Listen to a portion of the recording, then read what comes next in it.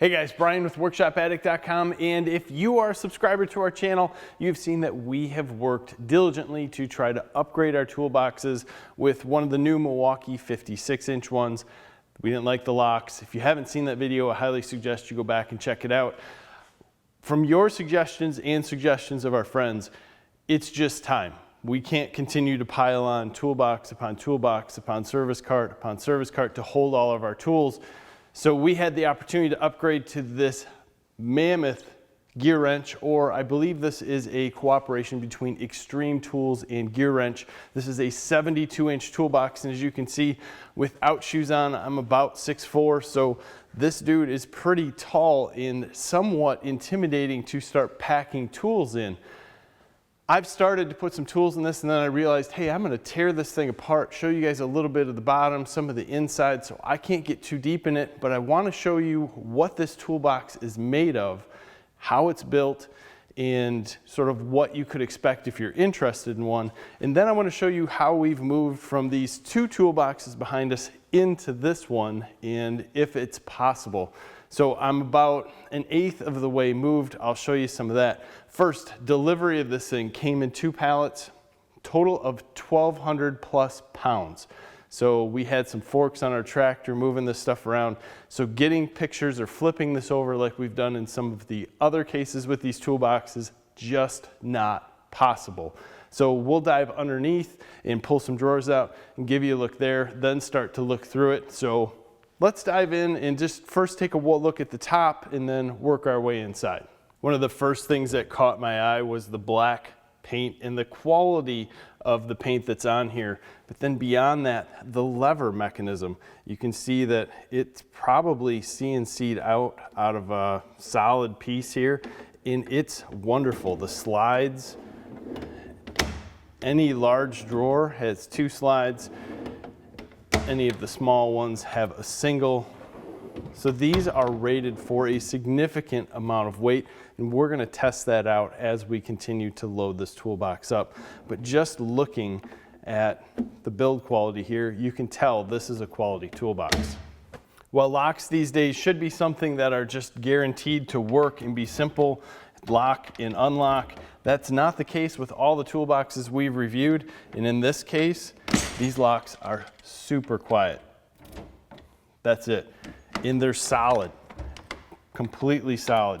You have 2 separate keys, one for the bottom, and in our case, our top is keyed differently. So if we put that in, very quiet, and you can tell that there's some engineering behind this, some good thought, and a lot of quality. Before we go tearing out some of these drawers to look on the inside, I started packing my sockets in an area that were all easy to see, easy to grab, easy to see markings. A lot of people don't know these are Westling machine socket holders, and everybody thinks they're gonna fall over. Nothing.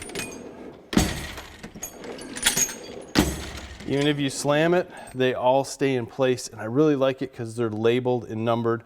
I guess some of them have moved on the bottom, so they're not straight. I'm stuck on this drawer, guys. I'm gonna be honest. I'm not sure if this is a waste of space, but this is something I use every day, every project. So I have it here for now. We'll see how that goes, but let's dive into some other stuff. I put the wrenches just below it. Ratchet wrenches just below that. These are full extension drawers. I'm just not pulling them out all the way. And from there, I still have to do some packing. So let's take some drawers out and take a look at it. Drawers are made nice. There's a lip on the back to give it some extra strength. Everything here is good quality. Even the liner on the bottom really wants to stick in there, and I like that. Looking inside here, you can see the locking mechanism. Everything is pretty well finished off. Powder coating is excellent. You can see some of the bracing that they have up there.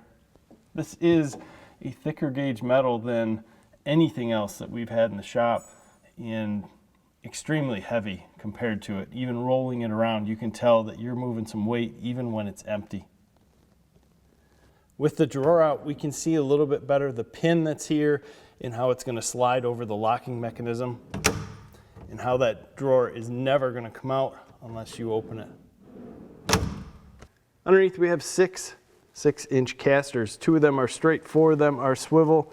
You can grease the swivel ones. You cannot grease the axle shafts and the bearings, but this is not a toolbox that you're going to be moving around constantly or on a daily basis. It's pretty heavy, but you can see the bracing that's underneath here in the frame of this thing that's put together. And they do have some holes here so we can look at the thickness. I mean, this is so much more heavy duty than the other tools that, or toolboxes that we are used to. It's absolutely amazing.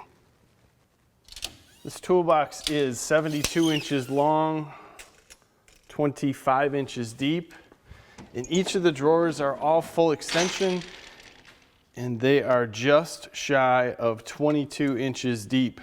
So that leaves us a lot of usable space. So there's a huge difference in quality between the 2 homeowner grades that we have next to us and this professional toolbox. The one thing that I feel like I'm missing is a power strip up top, or even a way to get power into the box. That's not a big deal, we can fix that, but I also think that the height of this toolbox is going to be a blessing, because any horizontal space that I have over here seems to get packed with, oh, I just need to put that there for a minute, get this done, and then it never gets moved. Someone else puts something there, and then there becomes a stack of stuff. So that stuff just needs to be organized and getting out of there. Here, it's too high. It's too high for me to just stack things. I'll never find them. We'll see if it happens. Loading this toolbox up is different too, because this top drawer, which is way up here, if you're 5'5", you're going to be getting on a step stool to see this. And even with me being 6'5", I feel like whatever I put up here is a reach and not going to be used as much as what might be lower. So while loading this toolbox, the thought in my head is keep everything that's usable in this area. Most things that are used daily are going to be from here to here and in that section. Things that are used less get lower. Things that are used a lot least get higher. So let's get to putting some things in it, and then I'll give you a tour as to how it turned out.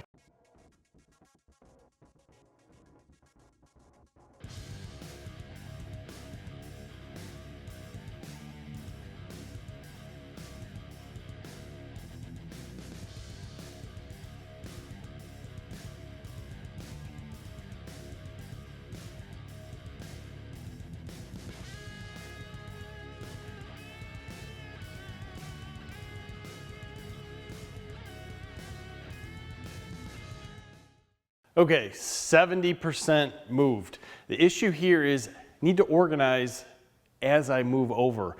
And I don't 100% know exactly if what I put in each drawer is going to stay. Once I figure it out, I will obviously label them. Then anyone working in the shop with me will be able to see exactly what's happening, easy ways to get stuff. I highly suggest labels. We've done it on the other 2 boxes and it's worked out great.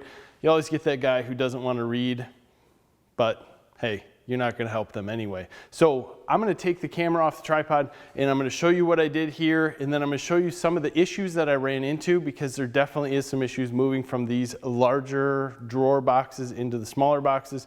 And then I'll walk you to the back of the shop and just show you what I'm going to try to work through next to figure out what I'm going to bring in the back. So let's go to it now.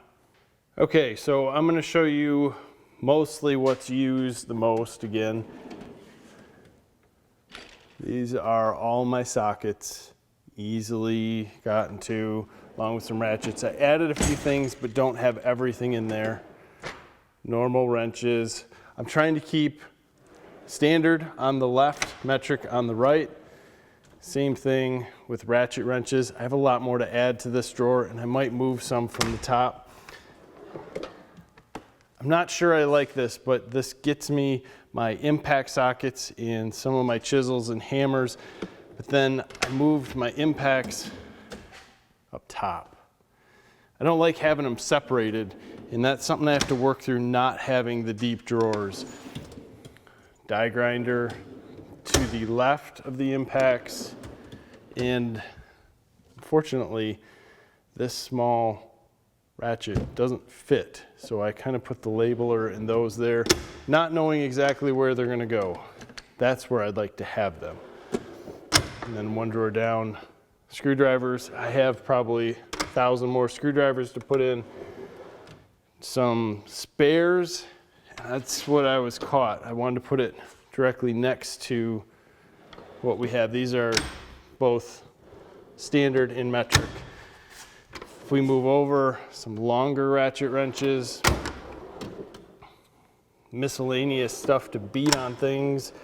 I cannot find a good place to put them. I need to take them out of this, but the issue is again, just like up here, I keep my good GearWrench XP120s inside that so I know where they're at. Otherwise they seem to walk away and then I'm grabbing my other ratchets and I don't like them. Maybe I should just get rid of some ratchets. Car diagnostic stuff, Sawzall drawers, you can see need some serious organization. This I thought was interesting. In the past, I've had some of the, I guess everything together, it was a mess. So this isn't much better. I can see it's already fallen over, but I'm gonna have to do some organization down here. So you got the consumables to the right, and then not happy with that drawer either. I have a lot more drills and stuff around, heat guns. There's more that could go in there. A lot more that can go in there. So I have a lot of things that I need to just fix. If I move up, a ton more could go in with the picks. I use them too often and I like the case because I grab onto them and go with them, but I need to ditch the case or grab another set to put in here. Put my hammers up top. Batteries, because you need 1,000,000. Safety equipment, cutting, back to die grinders. This electrical drawer turned out a lot better than what I had on the other side. Adjustable metric and standard wrenches, and then more car stuff way up top. What I'm running into an issue with is this. My bandsaws don't fit over here. Tried it right in the beginning. They don't go. So I need to come up with something else for the bandsaws. And then if you look around the shop, I keep a lot of equipment. This is a mess, but I keep a lot of spares in here.